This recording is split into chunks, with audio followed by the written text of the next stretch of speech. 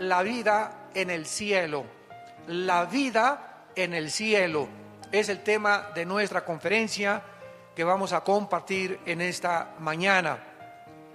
En el Evangelio de Juan, capítulo 14, versículos del 1 al 4, estas palabras de Jesucristo, el Hijo de Dios, fueron dadas a sus discípulos en la víspera de su muerte. Juan 14, 15, 16, 17 son capítulos donde Cristo les da ahora sí que las últimas palabras o el último testamento que les compartiría antes de irse. Cristo sabía que sus discípulos aún tenían muchas dudas como las tienes tú y como las tengo yo. Y aun cuando Cristo había hecho milagros y había hecho cosas increíblemente maravillosas, como sacar demonios, sanar enfermos, darle vista a los ciegos, caminar sobre el agua, resucitar a los muertos, Él sabe que en nuestra naturaleza aún persiste la incredulidad, la duda, la incertidumbre. Entonces Cristo, sabiendo que Él iba a dejar este mundo y los discípulos se iban a quedar solos, les comienza a pronunciar, les comienza a describir la vida en el cielo y a compartirles este mensaje de motivación, de ánimo, de consuelo que necesitamos también nosotros en la época en que estamos viviendo. Y lo primero que Cristo les dice en Juan capítulo 14 es que no permitieran que su corazón se turbara. No se turbe vuestro corazón. Esta palabra turbar, tarazo, con T de tío, en el griego, tarazo, significa agitarse, estar en una situación de incertidumbre, de intranquilidad. En otras palabras, no permitamos, en primer lugar, que ningún acontecimiento en el mundo, guerras o rumores de guerras, caída o levantamiento del petróleo, caída o levantamiento del dólar, tsunamis, terremotos, crisis económicas, no permitamos que ninguna situación a nuestro alrededor nos quite la paz. La paz interior que Él al entrar a nuestra vida nos dijo que nos la dejaba. Mi paz les dejo. O sea, no se iba Cristo y se iban a quedar solos. La presencia del Espíritu Santo dentro de sus discípulos, dentro de tu vida y dentro de mi vida, es con el propósito de tener dentro de nosotros un consolador. Porque la palabra consolador, paracletos en el griego, que se traduce abogado, significa alguien que es llamado al lado de otra persona para motivarlo, animarlo, ayudarlo a salir de las pruebas. Entonces Cristo se fue hace 2000 años, pero en todos aquellos que le hemos seguido nos ha dejado dentro de nuestro corazón al Espíritu Santo. Y el Espíritu Santo tiene el propósito de consolarnos hasta que muramos y lleguemos a su presencia, de confortarnos, de animarnos, de poder darnos esa necesidad que tenemos de ánimo para vivir, para poder aguantar hasta el día de nuestra muerte. No permitan que nada les quite la tranquilidad, la paz interior, ningún acontecimiento a nuestro alrededor. ¿Por qué? Porque si creemos en Dios es exactamente igual que creer en Jesucristo, porque el Padre y Dios son la misma persona. El Padre y yo, dice Juan 10, uno somos.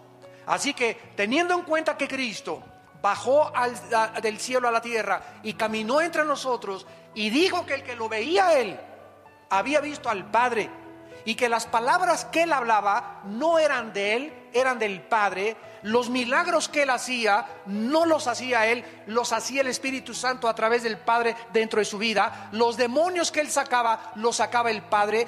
Cristo no hizo nada que el Padre no haya hecho a través de su vida. Simplemente Él fue como un guante donde Dios entró, y cuando movía un dedo era el Padre el que movía. Cuando Cristo hablaba era el Padre el que hablaba. Cuando Cristo caminaba era el Padre el que caminaba. Totalmente rendido como un guante, como mi mano dentro de un guante ante la voluntad del Padre.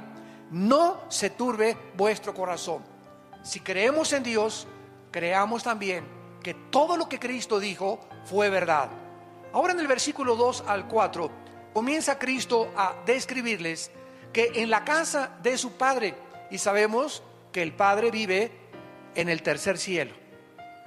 Vamos a ver más adelante que hay 3 cielos en la Biblia: el cielo atmosférico, número 1, 2, el cielo cósmico de los planetas y las galaxias, y número 3, el tercer cielo, donde hay un trono, donde Isaías, donde el apóstol Juan vieron a Dios sentado en un trono en el tercer cielo, gobernando todo el universo que Él creó.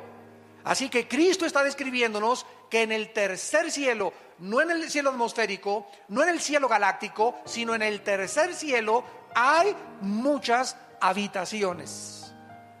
¿Ustedes se han hospedado alguna vez en el hotel Fiesta Americana, o en el hotel Maya Palace de Acapulco, o en el hotel Princess de Acapulco, o en Las Brisas, o en algún hotel así como jamás los han visto en la costa francesa, en la Riviera Francesa, o en Las Vegas, por ejemplo, también, donde están los mejores hoteles del mundo, y que entras y ves persianas increíblemente tejidas, candelabros franceses, tapetes persas, una iluminación maravillosa, unos jardines botánicos que dices, Dios mío, cuántos miles de dólares les costarán, una cama donde llegas y casi flotas en la cama, aire acondicionado, te dan tu bata, te dan aire acondicionado, te dan todo, y decimos, ¿verdad, Señor, que aquí nos agarre el rapto?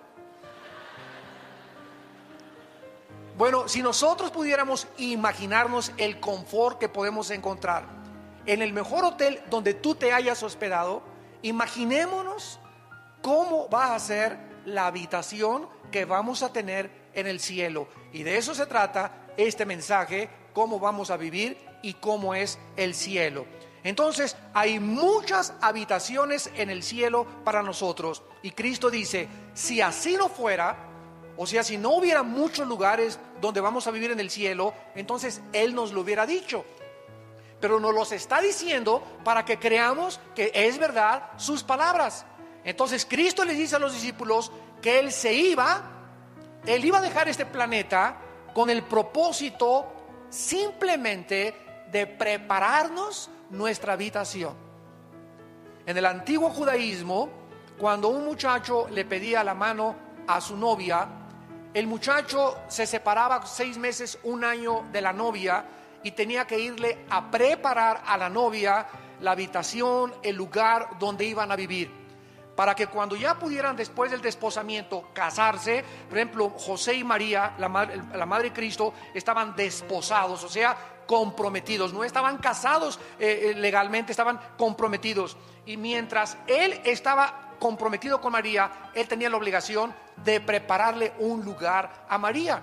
Entonces, es exactamente este retrato el que Cristo toma. Él ha ido al cielo a preparar el lugar para que cuando resucitemos y vayamos con Él, podamos nosotros saber que durante todo este tiempo, estos 2000 años, ¿qué está haciendo Cristo? Sentado a la diestra del Padre, viviendo para interceder por nosotros, y al mismo tiempo, imagínense, 2000 años preparándonos una cama, preparándonos un cuarto, preparándonos una mansión, preparándonos, ni nos vamos a imaginar las flores que vamos a ver, las luces que vamos a ver del lugar que Él nos está preparando. Y si me fuere, dice Cristo, y os prepararé el lugar, entonces quiero que sepan que voy a regresar. Vendré otra vez. Ya vino la primera vez, nos promete que va a regresar la segunda vez. Y cuando Él venga la segunda vez, viene a tomarnos. Esta palabra tomar, paralambano, en el griego, paralambano significa casi arrebatarnos o tenernos cerca de Él. Viene por nosotros, viene a tomarnos para que a donde Él, desde el momento de nuestra resurrección, esté, nosotros estemos por toda la eternidad con Él. ¿Y sabéis a dónde voy? ¿A dónde fue Cristo? A la casa de su Padre. Entonces sabemos el camino. ¿Cuál es el camino para llegar a Dios? La persona de Jesucristo, porque Él dijo, yo soy el camino, yo soy la verdad y yo soy la vida. Existen miles de ateos en el mundo que creen que con la muerte se acaba la existencia del ser humano. por lo que simplemente viven para esta vida, jamás pensando en la eternidad. Los ateos dicen es que el universo es eterno. Todas las cosas han estado como están y seguirán como están desde que las cosas existen, cuando los mismos principios de la primera y la segunda ley de la termodinámica, para que se lo expliques a tu maestro ateo, los principios de las leyes físicas de la termodinámica niegan que el universo pueda ser eterno. El universo tuvo un principio, dice la Biblia: en el principio Dios creó los cielos y la tierra. Y si hubo un principio, tiene que también haber un final. Las mismas leyes del universo nos muestran que el Sol está perdiendo millones de toneladas masa por segundo. Todo tiende al deterioro, todo se está descomponiendo, todo tiende a marchitarse, a descomponerse, a degradarse. Es la ley que se llama también en la física de la entropía. Entonces, las personas que no tienen la esperanza de poder volver a vivir, viven para esta vida. No tienen ninguna seguridad, no tienen ninguna esperanza, no tienen ningún destino, simplemente vivir para esta vida. Sin embargo, Dios nos mandó a Jesucristo a enseñarnos en Juan capítulo 5, versículo 28 al 29, que están muy equivocados. Que Jesucristo, que bajó del cielo, nos dice estas palabras. Juan 5, 28. No se maravillen de esto, porque vendrá hora cuando todos los que están en los sepulcros oirán su voz, y los que hicieron lo bueno saldrán a resurrección de vida, mas los que hicieron lo malo a resurrección de condenación. Vemos pues que solo hay dos lugares después de esta vida. No hay reencarnación como inventaron los filósofos, los budistas, los maometanos, los lamas de la India, del Tíbet. No hay reencarnación. No vamos a regresar a meternos a una cucaracha, ni a una vaca, ni a un chango para seguir evolucionando. Es curioso, a propósito de la reencarnación, que la filosofía de donde surgió la reencarnación, la India, sea la nación más pobre del mundo. Se supondría que después de tantas y miles de reencarnaciones era para que ya hubieran evolucionado. Sin embargo, en la India siguen adorando a los ratones, a las ratas. La gente come en la India junto a los ratones y los deja que coman su comida porque son sagrados. Las vacas son sagradas, y así es el retraso cultural y el paganismo de alguien que inventó y que surgió de esa área geográfica de que existe la reencarnación. Y los tontos en el occidente se lo creyeron. No hay transmigración de las almas, no existe el limbo, un lugar que inventa una religión, que si tú no bautizas a tu niño chiquito se va al limbo de donde lo sacaron. No, ni siquiera está en la Biblia del Mormón, ni en la Biblia de los Testigos de Jehová, ni en la Biblia católica. Es un invento que se sacaron de la manga.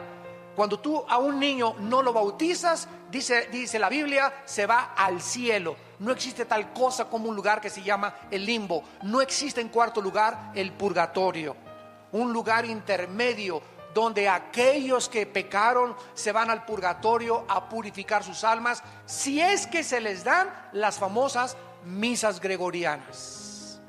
O sea, si aquí en la tierra se muere tu tío y se le celebra una misa, la misa le ayuda 1000 años a que se le reduzca la pena. ¿Se imaginan ustedes semejante barbaridad? Entonces, la Biblia es muy clara que no hay absolutamente, después de que tú te mueras, más que el cielo o el infierno, la resurrección para vida o la resurrección para condenación. Siendo así, la pregunta más importante que tú tienes que contestar en esta tarde es: ¿sabes tú dónde pasarás la eternidad? ¿Sabes tú que saliendo ahora de este lugar puedes caer muerto, un embolio, un ataque al corazón? ¿Sabes tú que te puedes subir en un avión, como hace poco vimos, donde venían autoridades del gobierno y de repente el avión se precipita al cielo? Imagínense, se subieron riéndose, carcajeándose, desayunaron en la mañana, le habló a su esposa, ahorita nos vemos en la tarde, y jamás los ocupantes de esta nave volvieron a ver a sus familias. Iban jóvenes, personas de 40, de 30, de 50 años de edad. ¿Por qué? Porque ninguno de ellos se imaginó que esa era la forma en que iban a terminar y que iban a presentarse delante de Dios. Los niños se mueren, los adultos se mueren, los jóvenes se mueren, los viejitos se mueren. ¿Sabes tú que en el día de tu muerte no hay otra esperanza? ¿No hay otra oportunidad? Dios te da en este momento que tú estás oyendo este mensaje la oportunidad de arrepentirte de tus pecados y de venir a la cruz y entregarle tu vida a Jesucristo. Vamos a ver los lugares que la Biblia menciona que sí existen en el mundo invisible. En primer lugar, en el Antiguo Testamento se menciona la palabra hebrea Sheol. Sheol, que significa en el hebreo lugar de la sepultura o lugar de los muertos. Todos los muertos en el Antiguo Testamento iban al Sheol, y así lo revelaron los profetas del Antiguo Testamento. ¿Qué cosa era el Sheol? Nadie sabía. Únicamente que todos los espíritus, tanto de los buenos como de los malos, descendían al centro de la tierra, porque el Sheol se encontraba en el centro de la tierra. Por ejemplo, dice el libro de los Números, Coré se rebeló contra el pastor y todos los que lo siguieron, los rebeldes, fueron tragados al Sheol vivos. O sea, con todo y cuerpo, con todo y anillo de casado, con todo y la corbata, cayeron y se fueron directamente al Sheol, al centro de la tierra. Entonces, este era el lugar donde todos los espíritus humanos, después de la muerte, descendían a esperar a que Jesucristo muriera en la cruz del Calvario. Cristo baja a la tierra, y cuando se traduce la Biblia del hebreo al griego, esta versión y esta traducción del hebreo al griego se llamó la Septuaginta. Cuando se tradujo la palabra Sheol al griego, se usó la palabra Hades con H, Hades. Y Cristo en Lucas capítulo 16, versículo 19 en adelante, les cuenta una historia a la gente de a su alrededor respecto al mundo invisible, al Sheol, que ahora era el Hades, y les dice cómo era este lugar. Cristo les dice que dos personas murieron. Uno era incrédulo, el otro era un pobre mendigo llamado Lázaro.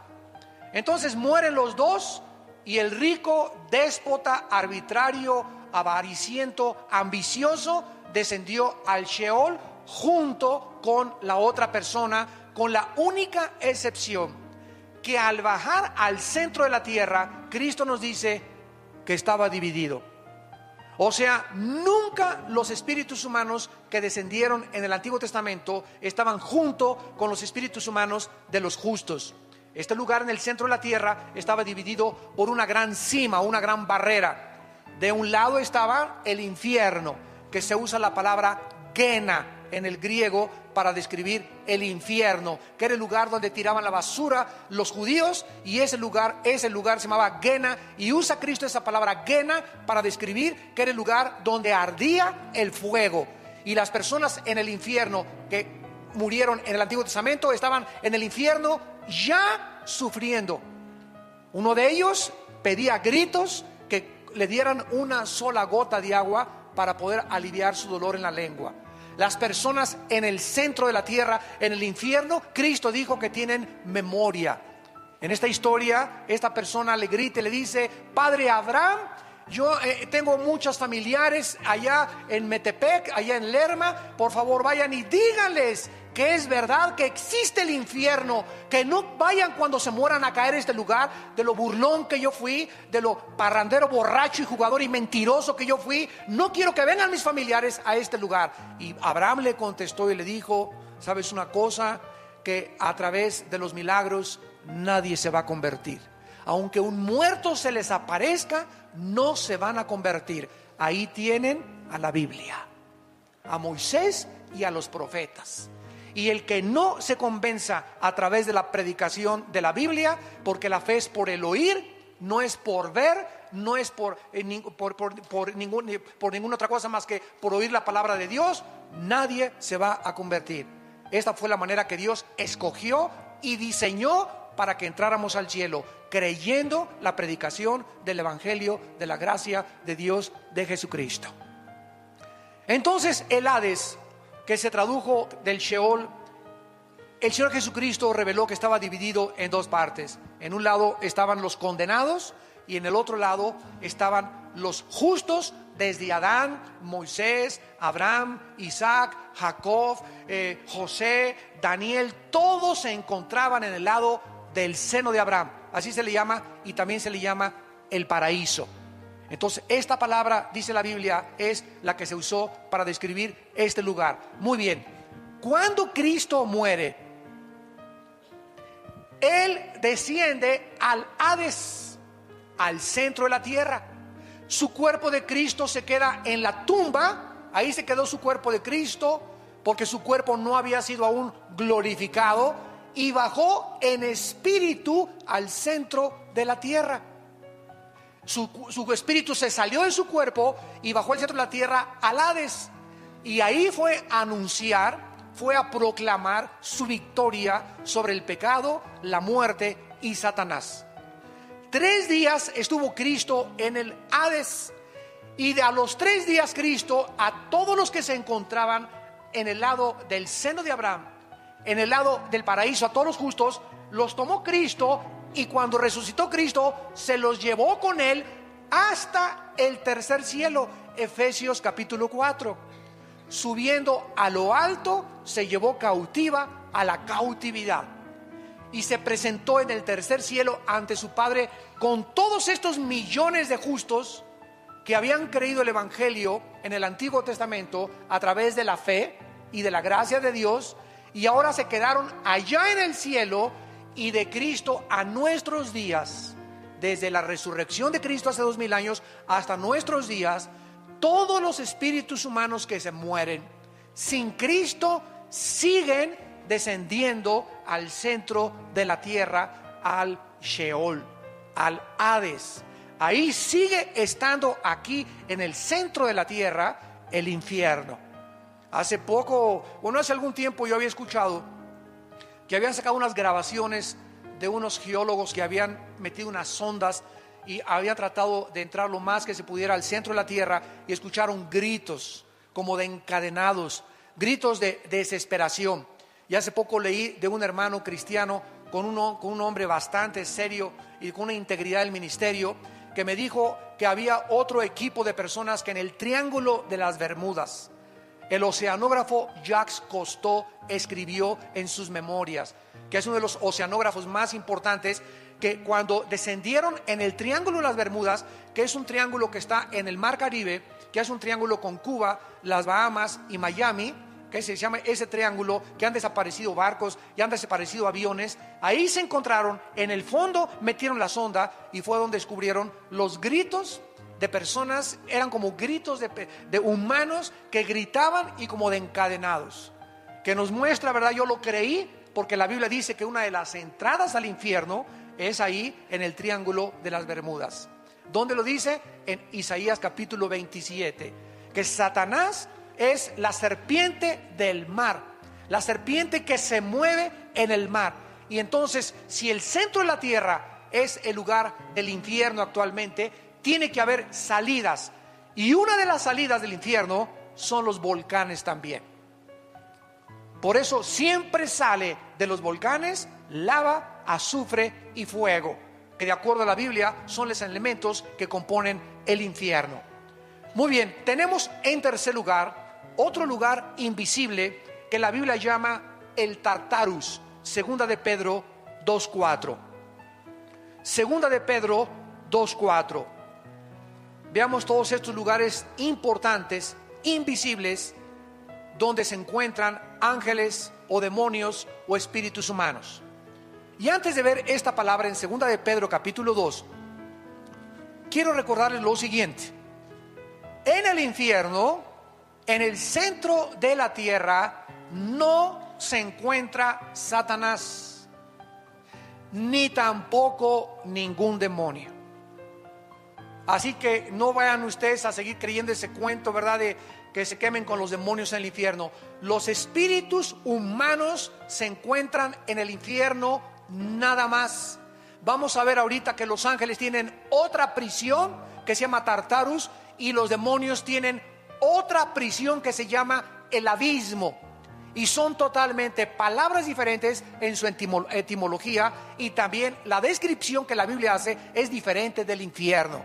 Así que vamos por orden. En el infierno ahorita no hay más que espíritus humanos. A lo mejor ahí está tu tío, o tu abuelo, o tu padrastro, o tu papá, o tu exesposo, o tu exesposa, o algún hijo tuyo que se murió sin Cristo. Yo no sé, pero solo se encuentran ahí espíritus humanos. El Tartarus, en 2 de Pedro capítulo 2 versículo 4, se tradujo infierno de una forma equivocada. Porque si Dios no perdonó a los ángeles que pecaron, sino que arrojándolos al Tartarus, y los traductores lo pusieron como infierno, cuando la única palabra que se traduce infierno es el Gena. ¿Cómo sabemos esto? Lo vamos a ver adelante. Dios no perdonó a los ángeles que pecaron, los arrojó al Tartarus, así dice el original griego. Y vean lo que dice: a prisiones de oscuridad para ser reservados al juicio. ¿A qué ángeles se refiere el apóstol Pedro? Porque cuando Satanás se rebeló y encabezó la rebelión, se llevó a la tercera parte de los ángeles. Entonces tenemos en el universo una tercera parte de ángeles. Los ángeles no son demonios. Los demonios son criaturas diferentes a los ángeles caídos. Lo vamos a ver también. Satanás se rebela y se lleva a la tercera parte de los ángeles. Se quedan del lado de Dios 2/3 partes. Entonces hay una tercera parte contra 2/3 partes en el universo, de ángeles malos contra ángeles buenos. Entonces superamos los ángeles de Dios a las huestes de Satanás. Gracias a Dios, son más ángeles que se quedaron con Dios que los ángeles que se rebelaron. Cuando Satanás se rebeló contra Dios y se llevó a la tercera parte de los ángeles, se partió el corazón de Dios. Pero Dios les había dado el libre albedrío, como te lo dio a ti, como me lo dio a mí. No podía decirles: no, por favor, no se vayan, quédense con nosotros. Él no podía hacer eso, porque somos responsables de nuestras decisiones y de las consecuencias de las decisiones que hacemos. Y desde entonces, desde esa rebelión, surgió la rebelión en el mundo. Y así cualquier persona que se rebela contra la autoridad le parte el corazón de Dios. Y los rebeldes que siguen al rebelde son infectados exactamente de la misma forma del que encabezó la rebelión. Y eso le parte el corazón de Dios, y no hay perdón hasta que esas personas regresan arrepentidas y se someten otra vez a la autoridad. Mientras no haya este arrepentimiento y este regreso a la sumisión a la autoridad, no puede haber perdón. Porque el que encubre sus pecados no prosperará, mas el que los confiesa y se aparta y deja el camino de la rebelión, alcanzará la misericordia. Esto no quiere decir tampoco que a los rebeldes les vaya bien o les vaya mal inmediatamente. Hay muchos rebeldes que prosperan, como Esaú, como Judas, que Dios los deja que vayan y que vayan y que vayan y que vayan. Cuando de repente menos lo esperan, ¿verdad?, cae el juicio de Dios. Pero el hombre no puede ser engañado. Lo que nosotros sembramos tenemos que recoger. Veamos pues este lugar de los ángeles que pecaron y no son los que cayeron con Satanás. Porque si todos los ángeles estuvieran ya en las prisiones, Apocalipsis 12 dice que en la última guerra final peleará Miguel y sus ángeles contra Satanás, el dragón, y sus ángeles. Entonces, de esa tercera parte que se rebeló contra Dios, hay otro grupo de ángeles que después de esa rebelión pecaron otra vez contra Dios, pero de una forma todavía mucho más grave, donde Dios los tuvo que sacar del espacio y meternos a este lugar que se llama el Tartarus, para que esperaran el juicio. Y estos ángeles son los ángeles de Génesis capítulo 6, que son los que vieron mujeres humanas y de alguna forma se mezclaron con las mujeres humanas. No sabemos qué tipo de mezcla hubo. Lo único que sabemos ahora, a la luz de la ciencia y de la genética, es que Satanás y los ángeles y los demonios tienen un conocimiento de la genética humana sobrenatural. Estos ángeles en Génesis 6 pervirtieron la genética humana. ¿Cómo lo sabemos? Porque versículos más adelante, versículo 4 y 5 de Génesis 6, nacieron de repente gigantes de 4 o 5 metros de estatura y eran deformes. Estos no los creó Dios. Hubo una deformación genética donde estos gigantes medían 4 o 5 metros y tenían 12 dedos en las manos y tenían 12 dedos en los pies, de acuerdo a 2 de Samuel capítulo 21. Y estos gigantes son los que se pusieron en la frontera cuando Dios iba a introducir a su pueblo a Canaán. Se pusieron en la frontera y espantaron a los israelitas para que no entraran a la tierra de Canaán. Y cuando mandó Moisés 2 espías para poder entrar a Canaán, regresaron los espías. Oye, Moisés, increíble, son gente que parecemos langostas comparados con ellos. En el hebreo se usa la palabra refaitas, que se tradujo gigantes porque venían de Rafá, otra de las tribus que poblaron Canaán. Casi todo Canaán eran gigantes. Los somsomeos, los rafaitas, bueno, todo estaba poblado casi de gigantes. Y esto fue lo que espantó al pueblo de Dios. Son demasiados gigantes, no podemos con ellos. Cuando más adelante, ¿se acuerdan ustedes de David?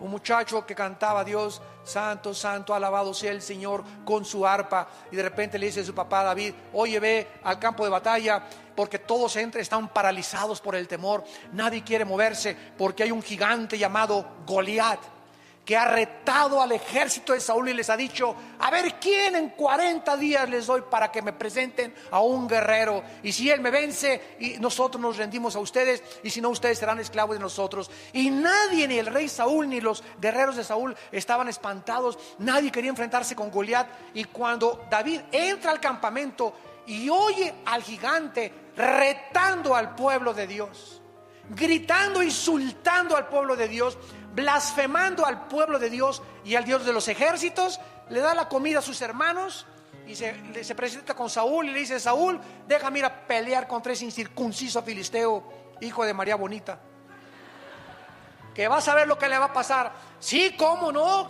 David, bueno, ya ahorita recurrimos a ti como última esperanza, pero ponte tu armadura. No, qué armadura ni qué nada. Yo no necesito ninguna cosa humana. Este pleito es espiritual. Este pleito no es de lanza contra nada, Señor. Tú en el pasado, los osos querían a tus ovejitas morderlas, y yo agarré la onda y maté al oso y maté al león. Esta onda, que la sé mejor manejar que la espada y que la lanza, va a ser contra ese incircunciso. Yo voy a él en el nombre de Jehová de los ejércitos. Y David se enfrenta a Goliat y le clava la piedra exactamente en el lugar vulnerable que tenía y que no lo tenía protegido. Desde entonces todos los cascos militares los hicieron así, protegiéndoles la frente. Y eso es verdad, Todos se acordaron de Goliat.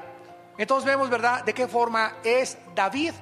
Y Goliat tenía 5 hermanos, de acuerdo a 2 de Samuel 21. Y ustedes leen la vida de David. David fue el hombre que mató al primer gigante y que acabó con todos los gigantes. Y es interesante que David, cuando se acercó a Goliat, juntó 5 piedras. 5 es el número de la gracia. En otras palabras, cuando David se enfrentó a gigante, dijo esto cuando metió las 5 piedras: si me salen los 4 hermanitos, a los 4 me los echo también. Fue profética la batalla entre Goliat y David. Los gigantes habitaron durante 1000 años, de acuerdo a la Biblia. 1000 años poblaron el planeta Tierra los gigantes. ¿Quién cargó las pirámides de Egipto? Que pesan 2,5, 6 y 8 toneladas cada una. ¿Quién pudo haber puesto las pirámides que están orientadas a los signos del zodíaco en el cielo?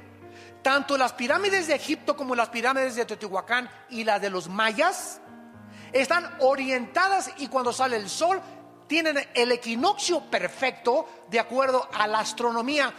¿quién les reveló? Escuchen esto, no existe ningún historiador, ningún paleontólogo, arqueólogo que nos pueda decir quién construyó las pirámides, ni la edad de Keops, Kefren y Miserino, las principales pirámides de Gizá.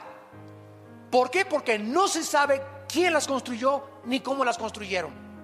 Las personas que las hayan construido, cómo cargaron una piedra de 2,5 toneladas y la llevaron. Bueno, han hecho, ¿verdad?, experimentos con troncos, poniendo las piedras. ¿De dónde las trajeron? ¿Cómo es posible que la piedra caliza que tiene las pirámides no se haya, es como un impermeabilizante increíble que le pusieron? Pero lo que más ha impresionado a los científicos, que permanece como uno de los misterios de la historia humana, es que ¿quién les reveló a los que construyeron las pirámides de Egipto? Escuchen, estamos hablando de hace más de 10,000 años.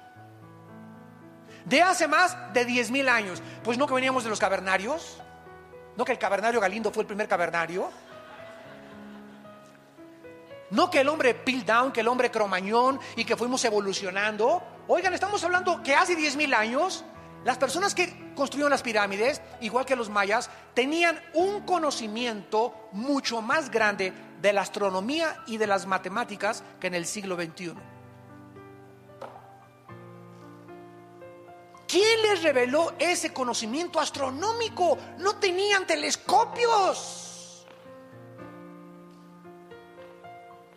¿Quién les reveló ese conocimiento de los signos del zodiaco y de la orientación de los signos del zodiaco hacia el espacio? La Biblia nos muestra, ¿verdad?, que hubo influencia de esos gigantes, y esos gigantes tenían conocimiento satánico. Y no hay ninguna otra explicación de la historia más que la Biblia y el tiempo que estos gigantes habitaron y poblaron la tierra por 1000 años. Solo ellos pudieron haber cargado esas piedras. Y lo más interesante es que los gigantes se están encontrando en ruinas arqueológicas en Sudamérica, en Asia, en África. Se están encontrando esqueletos de gigantes, o sea, habitaron toda la tierra. Y habitaron antes del diluvio y después del diluvio. Veamos pues que estos ángeles que se mezclaron en Génesis 6 con las mujeres fueron lanzados al Tartarus. Y nos lo confirma el libro de Judas, que está antes de Apocalipsis. ¿Están aprendiendo algo? Más les vale. En Judas, para que no sigas con el Calimán, telenovelas, que el gurú me dijo. Háganme el favor, nada más, Walter Mercado, tu padrino. Tenemos la Biblia, la palabra profética más segura, a la cual haríamos bien en estar atentos, que nos descubre todos los misterios de la historia y los misterios de la humanidad. Si creen en Dios, crean también en mí, dijo Cristo. Estas palabras son fieles y verdaderas. En Judas, versículo 6 y versículo 7, nos explica sin lugar a dudas qué pasó en Génesis 6 y quiénes son estos ángeles. Y dice Judas: y a los ángeles que no guardaron su dignidad, sino que abandonaron su propia morada. La palabra oiketerios, que se tradujo morada, significa sus cuerpos. Estos ángeles de Satanás tenían asignado un lugar para vivir. Tal vez las estrellas o planetas. Muchos dicen que el sol es una de las habitaciones de Satanás. Pero estos ángeles abandonaron el lugar que Dios les asignó, cruzaron, transgredieron sus habitaciones y se metieron y bajaron al planeta Tierra hace miles de años. Abandonaron su lugar donde deberían vivir. A estos ángeles que dejaron sus habitaciones, Dios los ha guardado bajo oscuridad, en prisiones eternas para el juicio del gran día. Y estas prisiones se llaman el Tartarus, donde Pedro nos dice que son los ángeles que pecaron y que Dios los mandó al Tartarus. Es la única prisión que la Biblia describe de los ángeles.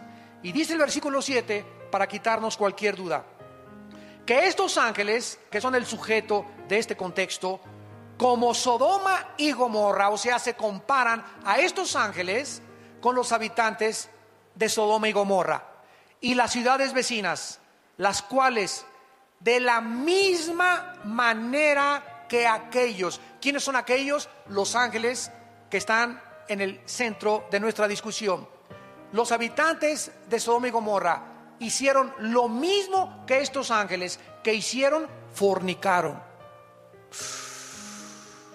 Fornicaron. Los ángeles pueden fornicar. Bueno, la palabra fornicar tiene varias y diferentes connotaciones.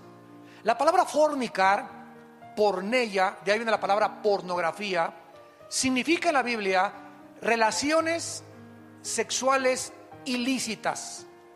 Dios creó el sexo y solo Dios puede determinar y autorizar dónde, cuándo y cómo podemos usar el sexo. El sexo no lo inventaron los psiquiatras, ni los psicólogos, ni los sexólogos, ni los sociólogos. Ningún ser humano tiene la autoridad de decirnos qué es el sexo y cómo debe ser usado el sexo.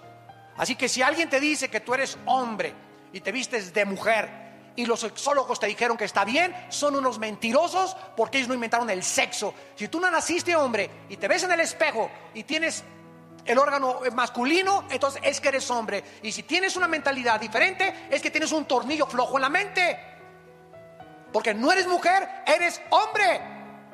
Y necesitas arrepentirte, cambiar tu vida y creerle a Jesucristo. Y de eso se trata. ¿A quién le creemos? ¿A los sexólogos? ¿A los psiquiatras? ¿O le creemos a la palabra de Dios? Esto es lo que significa relaciones sexuales ilícitas. Ahora, ya casados, dice la Biblia que el hombre que deja a la mujer o la mujer que deja al hombre y comete adulterio es fornicación. Relaciones con animales es fornicación. Hombre con hombre es fornicación. Mujer con mujer es fornicación. El sexo solo puede ser usado dentro de la esfera y de la dimensión del matrimonio. Antes de casarte es fornicación, con animales es fornicación, con tu novio es fornicación, hombre con hombre es fornicación, mujer con mujer es fornicación, y todo lo que no sea dentro del matrimonio, y matrimonio entre Adán y Eva, no entre Jorge y Pepe, ni entre Lupita y Carmelita, sino entre un hombre y entre una mujer. Es la única forma de poder usar el sexo. Ahora, si estos ángeles cometieron algún ilícito sexual, ¿cómo pueden ellos haberse relacionado? ¿O qué acaso los ángeles tienen esperma? Porque en algún lugar de la Biblia se nos dice que no se pueden reproducir. No son como nosotros, que como conejos, ¿verdad? Estamos produciendo y produciendo y produciendo, etcétera, etcétera. Los ángeles, la cantidad de ángeles que Dios creó, ya no hay más ni menos. No hay angelitos ni angelitas tampoco. No hay ángeles del sexo femenino. Todos son del sexo, del género masculino. Pero si no se pueden reproducir, entonces, ¿cómo está? ¿Verdad? Todos estos misterios son interesantes. Bueno, vamos a explicar esto. ¿Se acuerdan ustedes del endemoniado Gadareno? ¿Cuántos demonios tenía? Tenía 6,000 demonios. Porque Cristo le preguntó, ¿cómo te llamas? Y le contestó, Legión. La palabra legión significa 6,000 soldados, de acuerdo al Imperio Romano. Muy bien, escuchen esto. Estos demonios conocían también el cerebro y le conocen las neuronas del cerebro. Estamos hablando de hace 2,000 años, cuando ni la genética, hasta 1860, por Gregorio Mendel, fue descubierta, las leyes de la herencia. Estos demonios hace 2,000 años sabían qué neuronas del cerebro son las que controlan los ojos, los oídos, las cuerdas vocales. Todo absolutamente los demonios estaban manejando. Se metieron a los controles del ser humano aquí en el cerebro y comenzaron los músculos. Tenía el Gadareno fuerza como de un gigante, una fuerza que rompía las cadenas. Los demonios le dan fuerza al ser humano. ¿Por qué? Porque cuando un demonio entra al cuerpo humano, el demonio sabe cómo operan los músculos, cómo operan los ojos, cómo mover las cuerdas vocales. Hablan los endemoniados con una voz que no es la de ellos. Alteran el tono de las cuerdas vocales, los ojos. Increíblemente estamos apenas descubriendo la maravilla del ojo, de los oídos. Todo lo tienen ellos conocido desde hace miles de años. ¿Y qué es lo que están haciendo ahora los ángeles caídos y Satanás? Planeando clonaciones humanas para volver otra vez a traer a este mundo monstruos. Y comenzaron con Frankenstein en los 60s. Yo veía a Frankenstein en los 60, era niño y no dormía en 3 días. Ahora ven a Frankenstein los niños y se echan de carcajadas enfrente de él, comparado con Godzilla y con las monstruosidades increíbles que ahora ha producido Hollywood.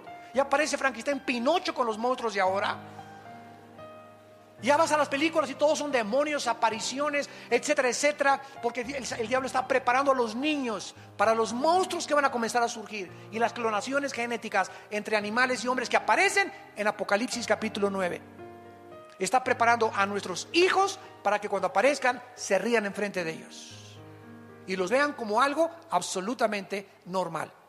Muy bien, si los demonios y Satanás tienen la característica de poder conocer nuestros genes, las neuronas de nuestro cerebro, nuestro sistema nervioso, nuestro sistema muscular, etcétera, etcétera, pueden también los demonios meterse al esperma. En un esperma de los 500 millones que existen o 600 que salen en cada eyaculación de un varón, un solo esperma entra para la ovulación y para la fertilización, para que se produzca un ser humano que se llama cigote, feto y después ya bebé.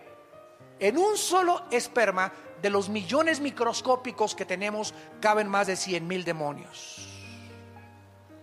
O por lo menos tienen la facultad de poder ir en ese esperma y alterar para que el niño que nazca con 2 cabezas, nazca con pie equinovaro, nazca con un defecto o dividido, un chivo con una cara de una cosa y cosa otra cosa, cualquier cosa que sea antinatura, que va en contra de la creación original, es de carácter demoníaco. Por eso, ¿verdad? Tomar drogas en el embarazo, alcohol en el embarazo, fumar en el embarazo, ya no significa que Dios lo haya hecho así. Somos responsables nosotros de la forma como nos cuidamos, o como se cuidaban las mujeres, o con quién te metiste, o el SIDA que te contagió esa persona, y ya Dios se hace a un lado y nos deja recibir lo que nosotros sembramos. Y ninguno podemos culpar a Dios de lo que ha sucedido en el mundo, porque es la obra de nuestras propias decisiones y nuestro libre albedrío. Estos ángeles que se mezclaron con las mujeres humanas no necesariamente les comunicaron su esperma, porque ya vimos que no se pueden reproducir, pero lo que hicieron estos ángeles a la luz de la genética del siglo XXI es que alteraron los genes de las mujeres humanas. Satanás tiene la facultad de poder alterar los genes si nosotros permitimos, porque sin nuestro consentimiento ni Dios ni el diablo se meten a nuestra vida. ¿Me escucharon muy bien? Ningún demonio puede tener nada con mi vida sin mi consentimiento.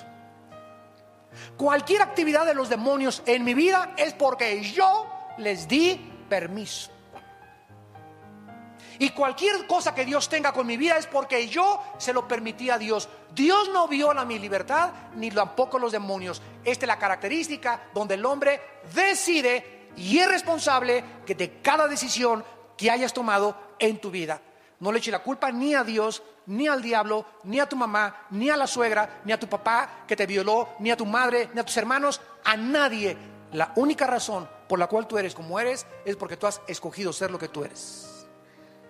Mi mamá fue prostituta. No tienes por seguir los pasos de tu mamá. Me crié en un hogar, bueno, Cristo te puede sanar. Y es más grande la gracia que las maldiciones que heredamos.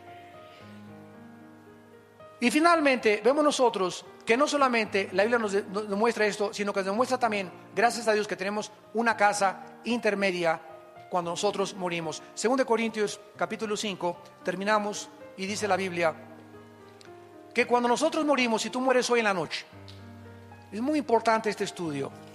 Si tú mueres hoy en la noche, amado santo que me escuchas, o Santa Tomasa, o San Anselmo, si tú mueres hoy en la noche, tu espíritu y tu alma se salen de tu cuerpo y nos vamos derechito al cielo. Los ángeles de Dios vienen a recogernos. El momento en que cierras tus ojos y te desconectas de tu cuerpo y tu alma, porque el cuerpo, dice Santiago 2, no puede vivir sin el espíritu, y lo que le da vida al cuerpo es el espíritu. El momento en que tu espíritu se sale, el cuerpo se muere, se diagnostica que estás muerto, te entierran, te creman, no importa lo que te hagan, te vas a la tierra y tu espíritu y tu alma se van directamente al cielo con los ángeles escoltándonos, porque para pasar el primer cielo, que está ocupado por Satanás, es territorio enemigo, necesitamos guaruras que nos escoltan para poder, y se hacen a un lado los demonios, porque van los ángeles que son más poderosos que los ángeles caídos, para llevarnos a la presencia de Dios. Cuando estemos allá en el cielo, se nos va a dar un cuerpo intermedio. Si tú mueres hoy en la noche, tu espíritu y alma se va al cielo, mi espíritu se va al cielo, y cuando estemos en el cielo, como Cristo no ha bajado todavía a resucitar a los muertos, que es cuando se nos va a dar el cuerpo glorificado, mientras estamos en el cielo, 2 Corintios 5, dice Pablo, sabemos que si nuestra morada, miren cómo le llama Pablo al cuerpo, morada terrestre, si nuestra morada terrestre, este tabernáculo, se deshiciere, tenemos de Dios un edificio, o sea, una casa no hecha de manos, eterna en los cielos. Por esto también gemimos, deseando ser revestidos, o sea, vueltos otra vez a vestir de aquella nuestra habitación celestial.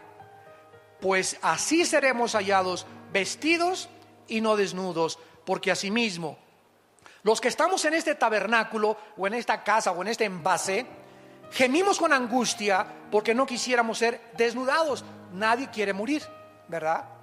¿Qué es la muerte? Simplemente que se nos va a quitar un traje. Esa es la muerte. Este traje temporal que tienes tú y que tengo yo, unos tienen traje de mujer, otros tienen traje de hombre. Y Dios te puso el traje de mujer y otros les puso Dios el traje de hombre. Pero el que tiene el traje de mujer es espíritu, y el que tiene el traje de hombre es espíritu, y los espíritus no tienen sexo.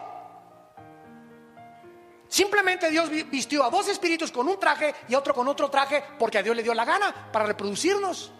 Y aceptemos el traje que Dios nos dio y el traje que Dios te dio. Si eres mujer, acepta lo que eres. Si eres hombre, acepta lo que eres.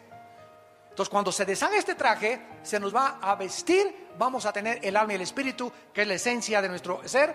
Vamos a estar vestidos con otro traje, y con un traje temporal mientras Cristo desciende al mundo. Cuando Cristo venga en el rapto y resuciten los muertos, entonces vamos a resucitar y vamos a tener un cuerpo semejante al cuerpo de la gloria de Jesucristo.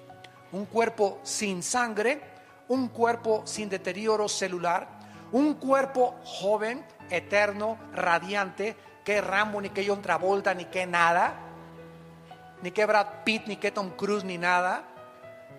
Vamos a tener un cuerpo que va a durar por toda la eternidad, donde va a tener acceso a subir y bajar. Vamos a volar.